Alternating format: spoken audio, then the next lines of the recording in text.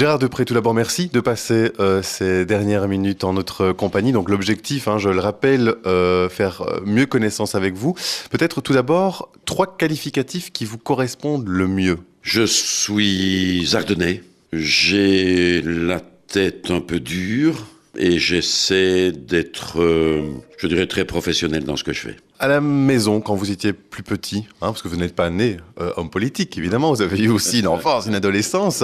C'était comment? Vos parents, ils faisaient quoi, par exemple? Mais d'abord, j'étais une famille anormale, puisque mon père n'était pas là, puisqu'il a été fusillé lors de la bataille des Ardennes. Donc, j'ai eu un début d'enfance quand même assez difficile, parce que les conditions de vie étaient pénibles. Ma mère était seule, avec 3 enfants en bas âge. Et donc, je me souviens de moments où on n'avait quand même pas trop chaud, on habitait en baraquement. Donc ce côté-là, le côté, je dirais, matériel, était assez rustique, je dirais. Par contre, j'ai des souvenirs extraordinaires parce que, comme mon père n'était pas là, un peu tout le monde dans le village m'a pris un peu, je dirais, sous son aile. Donc j'ai été l'enfant de nos villes, quoi. Donc j'ai des souvenirs merveilleux d'une enfance dans un village agricole.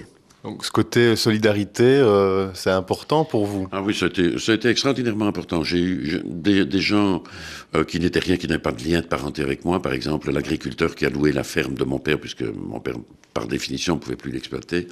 Et donc j'ai passé des moments extraordinaires avec cet agriculteur. Il n'avait pas de fils, il aurait voulu en avoir un.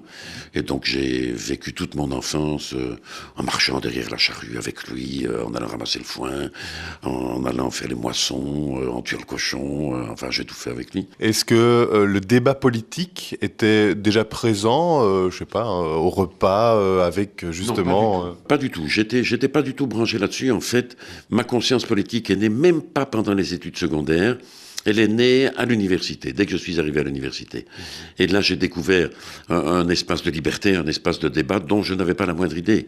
Parce que j'avais fait toutes mes études en internat dans un collège qui s'appelait le Petit Séminaire de Bastogne. On n'avait pas un rapport immédiat avec le fracas du monde, si vous voulez. Je me suis occupé de syndicalisme étudiant. J'ai été dans des groupes de réflexion plutôt à gauche, d'ailleurs, à l'époque, assez fort à gauche. Mais...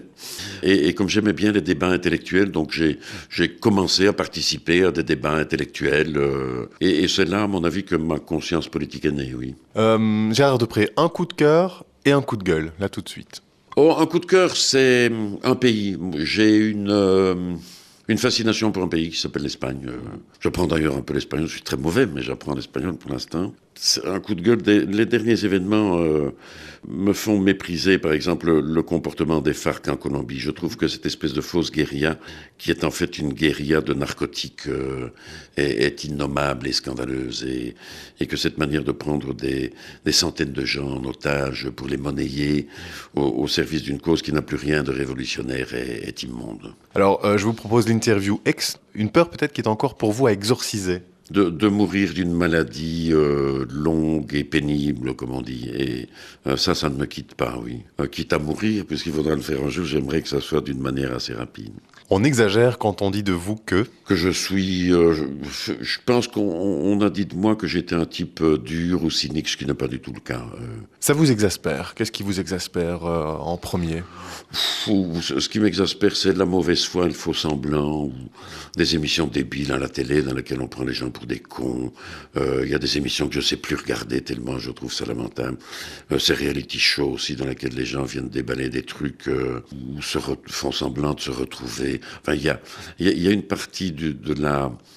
je dirais de la filmologie contemporaine, si je peux ainsi dire, qui m'agace. Vous excellez en quoi? Oh, je crois que j'écris pas trop mal. Si j'ai plus de temps, d'ailleurs, je le ferai davantage. Et je trouve assez facilement mon chemin dans des endroits dans lesquels les autres se perdent. J'ai déjà constaté ça à plusieurs reprises. Votre pire excès, Gérard Deprez? Je le pratique moins maintenant, mais j'ai pu passer des soirées très longues et très copieuses avec des amis. Donc j'ai fait des excès de ce genre-là, oui. Il y a quelques années, je le reconnais. Est-ce que ça veut dire que vous êtes un peu rangé maintenant? Vous avez une vie un peu plus routinière? Non, routinière non, mais plus sage, oui. Vous êtes en extase devant quoi? Ça peut être un tableau, ça peut être un paysage. Parfois, quand je vais à Salamanca le matin, que je vois la lumière du jour, que je traverse le fleuve sur le pont romain et que je vois la ville avec les monuments derrière, j'ai un moment d'émotion. Ça peut être devant un tableau. J'ai une affection profonde pour un peintre qui s'appelle Nicolas de Staël. Il y a des choses qui me touchent profondément, les gestes de tendresse que des gens se font, un enfant qui court, se réfugier chez sa mère ou son père, enfin des tas de trucs comme ça. Bon, alors vous dites que vous avez une image quand même d'un homme dur. Finalement, on se rend compte que vous êtes un grand sensible. Je suis un faux dur, en tout cas, oui. C'est important, ça, en politique, de se mettre une carapace et finalement de ne pas trop montrer ses sentiments ou ses... Oui, imaginez que vous soyez à la place de Yves Le Terme et que vous ayez lu tout ce qui a été écrit sur lui dans les journaux pendant les 8 derniers mois. Bah, si vous n'êtes pas préparé, je ne sais pas comment vous survivez. Donc il faut quand même, vous mettez une armure quand même pour aller au combat. Pour vous, la politique, c'est un virus ou vous pouvez vous en passer dès demain? Je pensais que je pouvais m'en passer et en fait je pense que non. On peut se passer du pouvoir, mais je ne sais pas le matin me lever sans mettre un journal parlé, sans lire le journal et sans suivre les derniers événements de la politique belge et européenne d'ailleurs. Quelle personnalité représente pour vous le comble du mauvais goût? Non, de mauvais goût, je ne sais pas, mais il y a une personnalité politique européenne que je n'aime pas du tout, parce que je pense qu'elle est fondamentalement fourbe et dangereuse, c'est Poutine. Moi, je me méfie de Poutine. Quand je vois cet homme, tous mes radars s'allument. Un petit questionnaire télé, vous dites tout à l'heure que justement il y a certaines émissions qui vous agaçaient. Alors, votre programme télé favori, si vous avez l'occasion d'encore la regarder? Mais je vous dirais qu'à l'exception des journaux télévisés, je ne regarde quasiment plus rien. Est-ce que vos enfants, justement, ont le goût de la politique, de la chose politique? Grâce au ciel, non. Vous voulez absolument leur éviter, ça, une carrière en politique? Non, je n'ai pas essayé de leur inoculer le virus, donc je ne les ai pas... Et je ne les ai pas mis en garde non plus, donc ça s'est fait naturellement.